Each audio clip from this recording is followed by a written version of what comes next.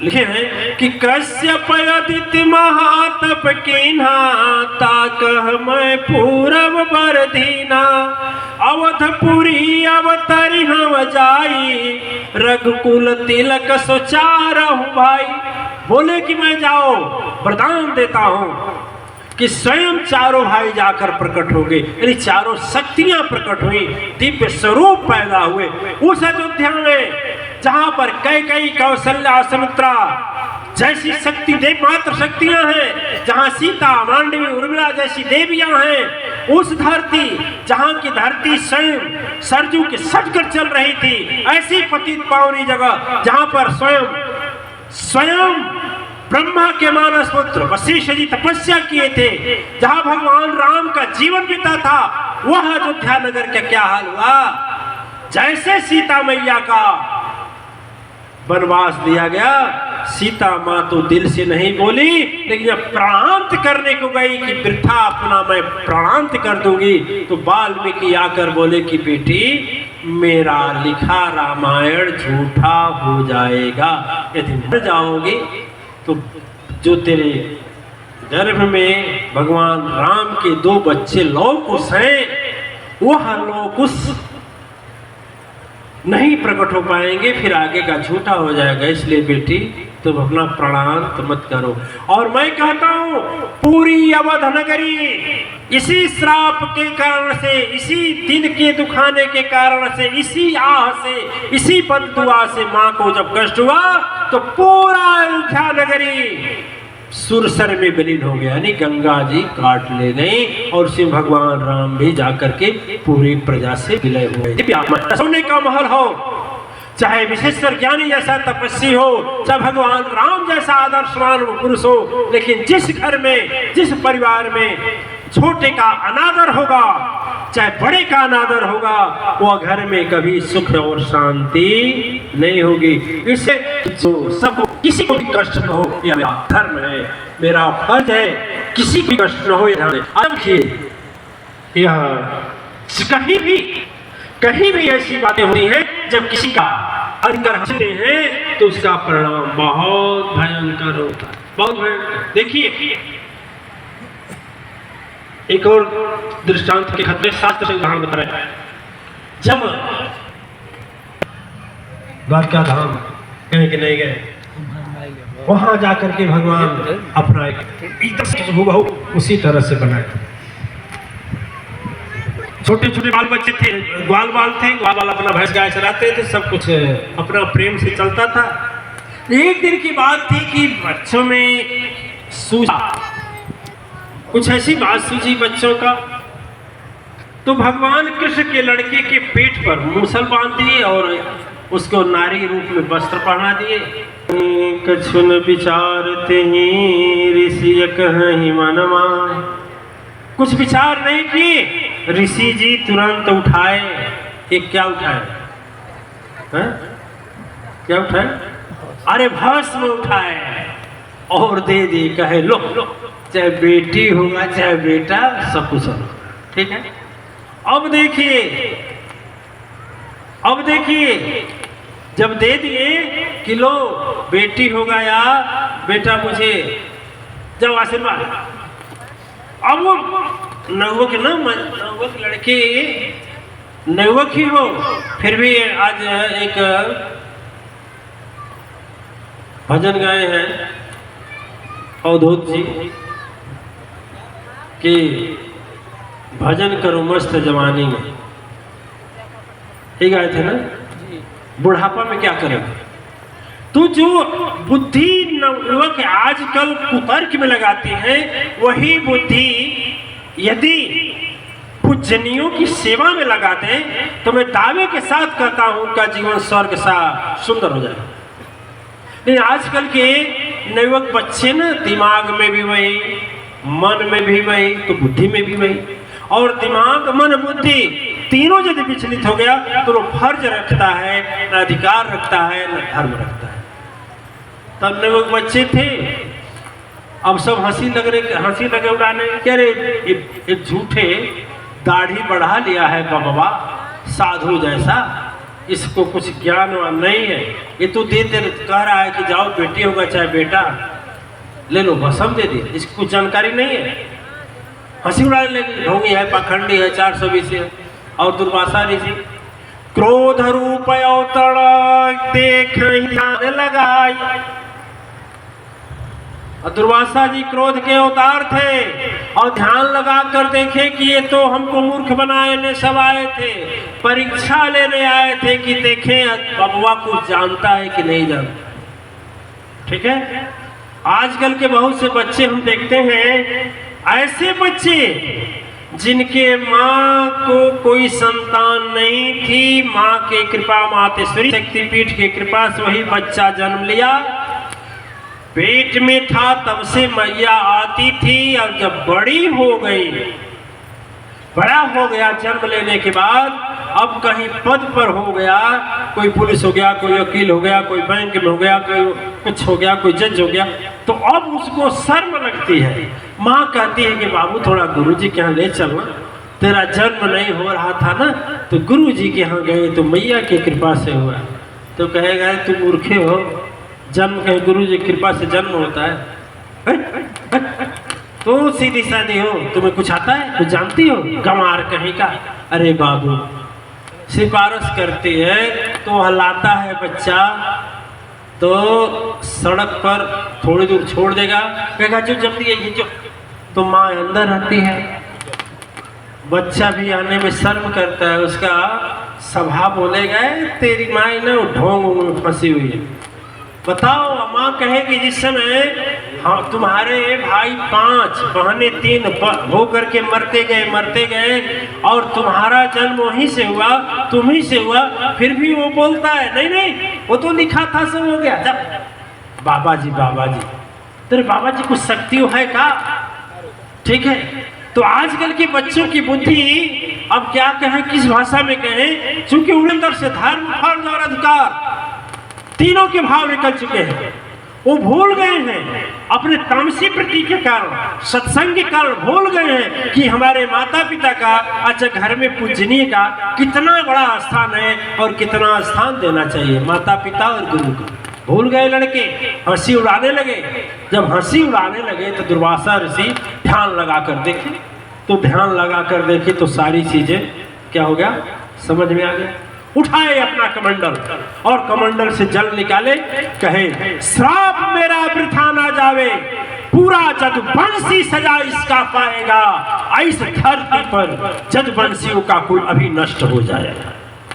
जैसे आशीर्वाद श्राप दिए, श्राप जा करके वासुदेव जी महाराज के सामने खड़ा हुए। वासुदेव जी महाराज बोले क्या? कहे क्या मैं श्राप हूं और तेरा नाश करने आया हूं। और बोले कारण वही होगा सुन ले जो मूसल सचमुच बांधा है। मूसल जानते हैं ना, मूसल उस अब जमाने में नहीं है, लेकिन पहले जमाने में ओखल होती थी और मूसल होता था। उससे धान से चावल निकाला जाता था, गेहूं भी कूटा जाता था है? लेकिन उसमें 2 भाग होता था, एक भाग में लकड़ी होती थी और एक भाग में इतने बड़े चौड़े लोहे का सांप बोलते हैं, सांप नहीं सांप माने लोहे का लगा होता है। तो लोहे वाला ही हिस्सा सब बांधे थे, आधा तो तोड़ दिए थे। तो क्या किए देखिए, संत बचन के भी वृथा न जावे। याद रखना, संत की वाणी यदि हृदय से निकल जाए तो वृथा नहीं जाती। और मैं तो कहता हूँ किसी का भी सताते हो तो उसके हृदय की आह निकल, तो मैं दावा करता हूँ कभी नहीं बेकार नहीं जाएगा, पड़ेगा। देखिए वासुदेव जी अपनी बुद्धि लगाए और उसको टुकड़ा टुकड़ा बना दिया, रेता बना दिया पूरा, आरी से कटवा करके, और उसको फेंकवा दिए समुद्र में। लेकिन जो मूसल के निचले हिस्सा में वो सांप रहती है ना, सांप इतना चौड़ा रहता है, वो लोहे का रहता है पत्ती की तरह, उसको मोड़ करके गोल बना करके दोनों जहां मिलते हैं दोनों को रोकने के लिए बीच में एक कील ठोका रहता है। वही किलिया बच गया, वहीं गिरा पड़ा था। वो तो नदी के तट पर पड़ा था, समुद्र के तट पर पड़ा था, समुद्र के तट पर था, और शेष को उसका पूरा बुरादा बना करके छोड़ दिए। और सब गए स्नान करने, मतीय ब्रह्म ते जान न पावा, संत वचन के वृथा न जा। अब वो जो समुद्र वह क्या हुआ, सब फेन में जाकर समाहित हो गया, और आपस में वो फेन से उसको मारते थे, वो फेन में उसको मारते थे, वो फेन में उसको मारते थे, पूरा नष्ट हो गई। ठीक है, वह माताएं जो पेट में उदर में बच्चे थे, वही श्री चंद्रवंशी यदुवंशी चले। यदुवंशी का इतिहास धर्मशास्त्र से भगवान कृष्ण का वंशज वहां तो खत्म हो गया, लेकिन उस समय जो वंश जो थे वही चला। भागे बचे भगवान कृष्ण। तो एक कसाई, एक शिकारी था, 3 दिन से भोजन नहीं मिला, और भगवान कृष्ण से इतना बड़ा एकाएकी विनाश हुआ। अब मान लीजिए एक बच्चा घर में मर जाता है, कितना कोहरम मचता है, होता है ना। गांव का एक सिपाही यदि सीमा के सरहद पर अपना बलिदान दे देता है, तो जब 100 आता है तो रास्ते में एक कोहरम मच जाता है। आज जिसका नगर में चला गया तो कोहरम नहीं बचेगा। भगवान भी बड़ा चिंता में और उदासीन हो करके कदम के पेड़ के नीचे बैठे हुए थे, और बैठ करके अपना पीठ लगाए थे पेड़ पर, पेड़ की डाली, इस पेड़ की जड़ पर था। अस्त्र शस्त्र कुछ था नहीं, तो एक बांस देखा तो उसका कैन को काटा, बांस के टहनी को, और उसी से तुरंत धनुष बनाइए। तो कुछ नहीं मिला, तो वही जो बताए ना, दोनों जहां वो शाम जहां जुटती है, छेद करके कांटी मारा जाता है, उसी कील को पा गया और उसी में लगा लिया और खींच करके मारा। उनका प्राण वहीं पर था, और जैसे उसमें लगा भगवान कृष्ण कराह करने लगे। पहुंच गया, और पहुंच करके पास में क्या हुआ, वाद की बातें, इतना ही बातें। जब हम अनादर करते हैं, माता का अनादर हुआ, पिता का अनादर हुआ, पत्नी का अनादर हुआ, पति के अधिकार का हनन हुआ, पत्नी के अधिकार का हनन हुआ, पुत्र के अधिकार का हनन हुआ। देखो, मुझे इस मंच से नहीं कहना चाहिए, लेकिन इस समय बड़ी कुरीतियां हैं। एक पिता के 3 बच्चे हैं, 2 बच्चों को हिस्सा देगा, एक को नहीं देगा, तो उसको कष्ट होगा कि नहीं होगा? तुम्हारा कर्तव्य नहीं है, उसका जो कर्तव्य हो करे, आप अपने कर्तव्य से विमुख न हो, इंसाफ करके जाइए, शरीर छोड़िए। जिस समय जमराज के दूत प्रकट हुआ आपको ले जाने के लिए, ऐसी स्थिति हो, कबीर ने लिखा, चुनरिया झीनी रे झीनी, सुर नर मुनि सब ओढ़े चुनरिया, कबीरा अर्थ लगाई। सब लोग लुगरी चुनरी लुगरी कर दे, कबीरा ज्यों की तेव रख दीन चुनरिया झीनी रे झीनी। यानी ये चुनरिया मने है शरीर, सब दाग लगाते हैं, लगाइए, आप मत लगाइए। सब कुछ हो, लेकिन फर्ज, धर्म और अधिकार, 3 चीज शरीर से न जाने पावे, तभी सुखी रहेंगे। और नहीं अधिकार, जहां आप अधिकार हनन शुरू किए, रावण अधिकार हनन किया विभीषण का, चला गया, लंका चली गई, चला गया। ग्वालवाल भगवान कृष्ण जहां पर साक्षात थे, कहा जाता है, भगवान कहते हैं कि एक बार मेरा दर्शन कर ले, वह मुक्त हो जाता है। लिखे हैं कि जन्मत मरत दुसह दुख होई, सोई रूप व्याप ही नहीं सोई, सन्मुख हो ही जीव जब हमही, जन्म कोटि अघनाशय तबही। जन्म कोटि करोड़ों जन्म का पाप नष्ट हो जाता है।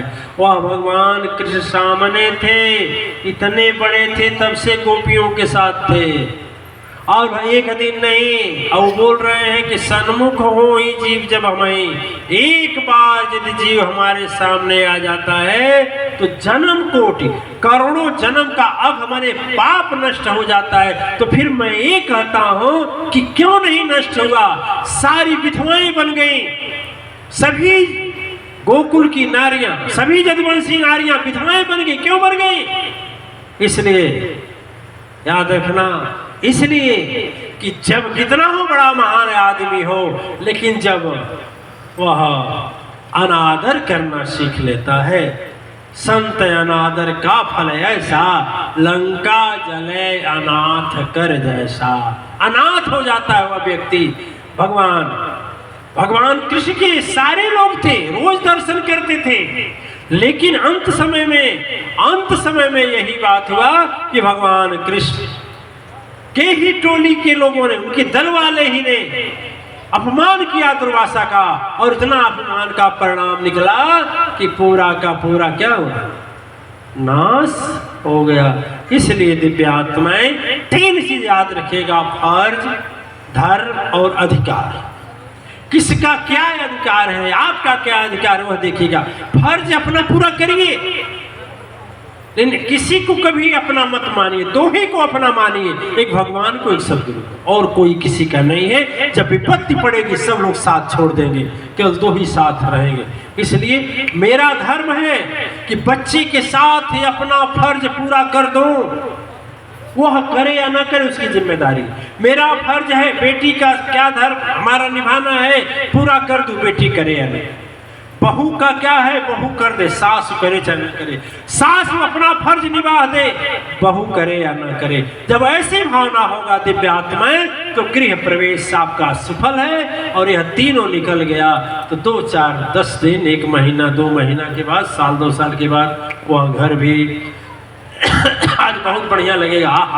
बहुत बढ़िया मार्बल है, बहुत बढ़िया किचन में, बहुत बढ़िया टाइल है, बहुत बढ़िया शावर लगा हुआ है, बहुत बढ़िया खिड़की लगी है, वाह वाह पंखा लो। साल 2 साल के बाद, 3 साल के बाद साधारण हो जाए, फिर यह मन बोलेगा इससे अच्छा हो। लेकिन फर्ज, धर्म और अधिकार, 3 चीज हुआ। अधिकार अपना नहीं है, घर उन्हीं का दिया हुआ है, आप जाने रहेंगे मगर। ये शरीर भी उन्हीं का है, और जो भी चीज हम पाए हैं उन्हीं की कृपा से पाए हैं। इसलिए अभिमान से दूर होकर के दिव्य आत्माएं इस शरीर को भी स्वर्ग सा सुखी करिए, अपने घर को भी सुखी करिए, घर में रहने वाले प्राणी को भी देवता के समान बनाइए। इसी के संग हम अपनी वाणी को विराज